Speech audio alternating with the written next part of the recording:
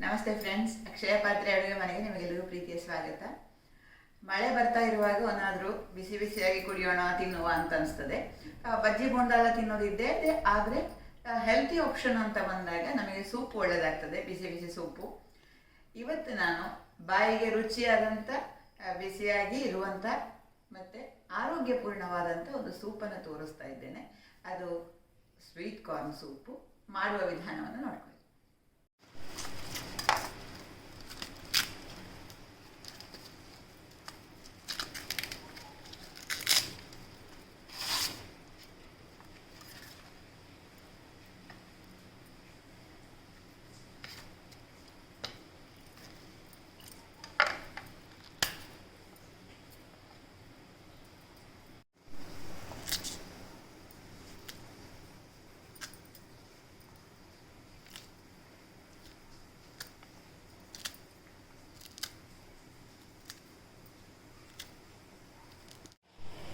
Soup ಮಾಡಲಿಕ್ಕೆ frozen ಕಾರ್ನಿನ ಬದಲು ಆದಷ್ಟು ಈ ಥರ ಫ್ರೆಶ್ ಆಗಿ ಕಾರ್ನ್ ಅಥವಾ ಜೋಳವನ್ನು ಬಳಸೋದು ಒಳ್ಳೆಯದು.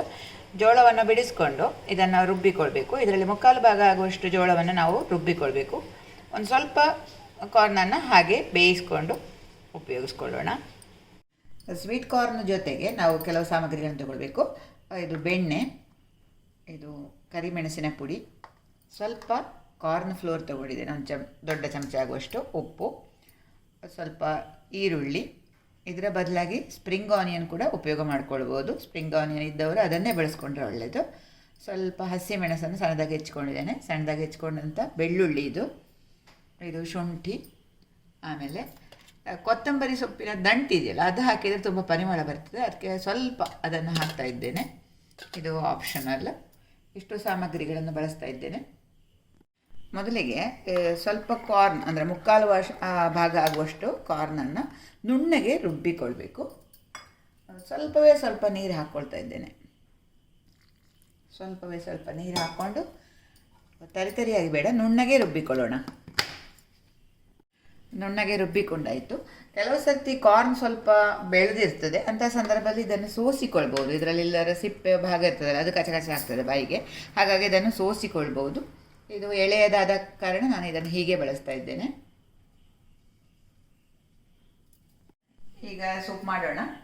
ಮೊದಲಿಗೆ ಒಂದು ಪಾತ್ರೆ ಬಿಸಿ ಮಾಡಲಿಕ್ಕೆ ಇಟ್ಕೊಂಡಿದ್ದೇನೆ. ಆಮೇಲೆ ಬೆಣ್ಣೆಯನ್ನು ಹಾಕ್ತಾ ಇದ್ದೇನೆ. ಒಂದು ಚಮಚ ಬೆಣ್ಣೆ ಹಾಕ್ಕೊಳ್ತಾ ಇದ್ದೇನೆ. ಬೆಣ್ಣೆ ಅಥವಾ ನಾವು ಎಣ್ಣೆಯನ್ನು ಉಪಯೋಗಿಸ್ಕೊಳ್ಬೋದು, ಆದರೆ ಬೆಣ್ಣೆಯಲ್ಲಿ ಚೆನ್ನಾಗಿರ್ತದೆ. ಬೆಣ್ಣೆ ಸ್ವಲ್ಪ ಕರಗುವಾಗ ಒಂದೊಂದೇ ಸಾಮಗ್ರಿ ಸೇರಿಸೋಣ. ಸಣ್ಣಗೆ ಹೆಚ್ಚಿದಂಥ ಬೆಳ್ಳುಳ್ಳಿ,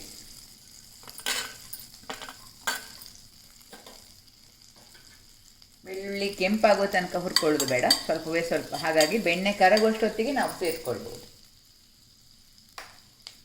ಈಗ ಈರುಳ್ಳಿಯನ್ನು ಹಾಕ್ಕೊಳ್ತಾ ಇದ್ದೇನೆ. ನಾನಿಲ್ಲಿ ಈರುಳ್ಳಿ ಒಂದು ಅರ್ಧ ತಗೊಂಡಿದ್ದೇನೆ.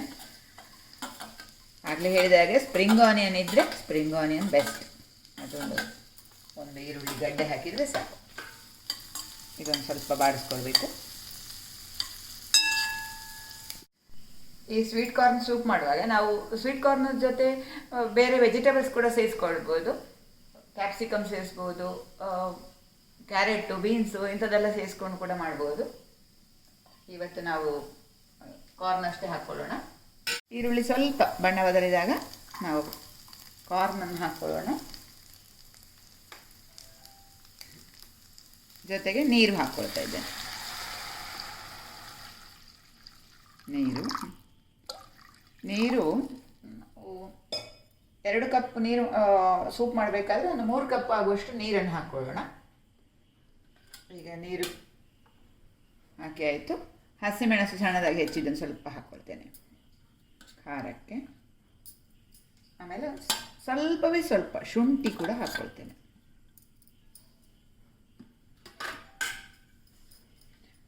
ಸ್ವಲ್ಪ ಕುದಿಬೇಕು ಚೆನ್ನಾಗಿ.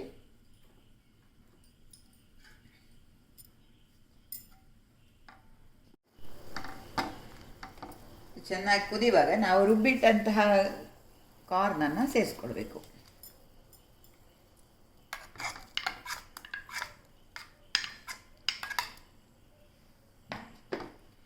ಇದು ಕೂಡ ಬೇಯಬೇಕೀಗ, ಸ್ವಲ್ಪ ದಪ್ಪ ಆಗ್ತದೆ ಆವಾಗ.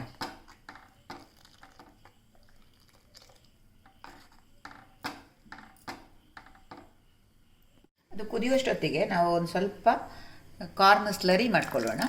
ಇದು ಕಾರ್ನ್ ಫ್ಲೋರು ಅಂದರೆ ಸ್ವಲ್ಪ ದಪ್ಪ ಆಗಲಿಕ್ಕೆ ಬೇಕಾದಷ್ಟೇ, ಅದೇ ದಪ್ಪ ಆಗ್ತದೆ. ಆದರೆ ಇನ್ನೂ ಸ್ವಲ್ಪ ದಪ್ಪ ಮಾಡಬೇಕು ಅಂತಂದರೆ 1 ಚಮಚ ಕಾರ್ನ್ ಫ್ಲೋರಿಗೆ ಸ್ವಲ್ಪ ನೀರನ್ನು ಹಾಕ್ಕೊಂಡು ಅದಕ್ಕೆ ಸೇರಿಸಿದರೆ ಆಯ್ತು ಅಷ್ಟೇ. ಈ ಥರ ತೆಳ್ಳಗೆ ಮಾಡ್ಕೊಳ್ಬೇಕು.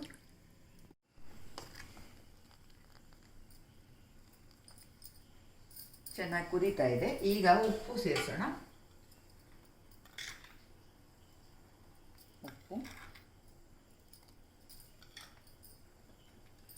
ಸ್ವಲ್ಪ ಉಪ್ಪು ಕಡಿಮೆ ಸಾಕಾಗ್ತದೆ ಇದಕ್ಕೆ. ಆಮೇಲೆ ಸ್ವಲ್ಪ ಕರಿಮೆಣಸಿನ ಪುಡಿ.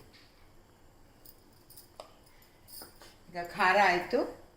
ಸ್ವಲ್ಪ ಸಿಹಿ ಒಂದು ಸೇರಿಸ್ಕೊಳ್ಬೋದು ಬೇಕಾದರೆ. ಕಾರ್ನಿನದ್ದೇ ಸಿಹಿ ರುಚಿ ಇರ್ತದೆ, ಆದರೆ ಒಂದು ಅರ್ಧ ಚಮಚ ಸಿಹಿ ಸೇರಿಸಿದರೆ ಚೆನ್ನಾಗಿರ್ತದೆ.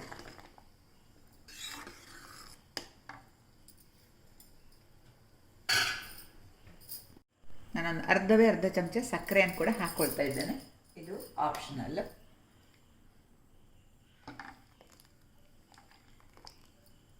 ಈಗ ನಾವು ಮಾಡಿಟ್ಟಂಥ ಕಾರ್ನ್ ಸ್ಲರಿ ಇದೆಯಲ್ಲ, ನೀರು, ಅದನ್ನು ಕಾರ್ನ್ಫ್ಲೋರ್ ನೀರು, ಅದನ್ನು ಹಾಕ್ಕೊಳ್ಳೋಣ. ಇದು ಜಾಸ್ತಿ ಹಾಕಿದರೆ ತುಂಬ ದಪ್ಪ ಆಗ್ತದೆ, ಹಾಗೆ ಸ್ವಲ್ಪ ಸಾಕು.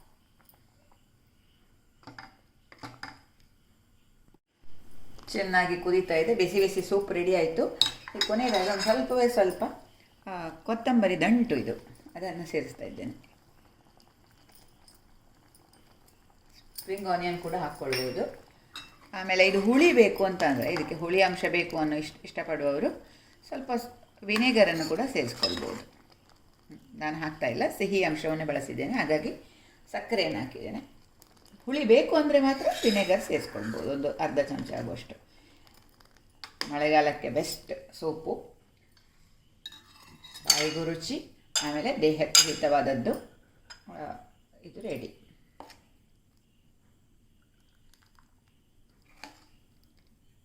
ರುಚಿಯಾದ ಸ್ವೀಟ್ ಕಾರ್ನ್ ಸೂಪ್.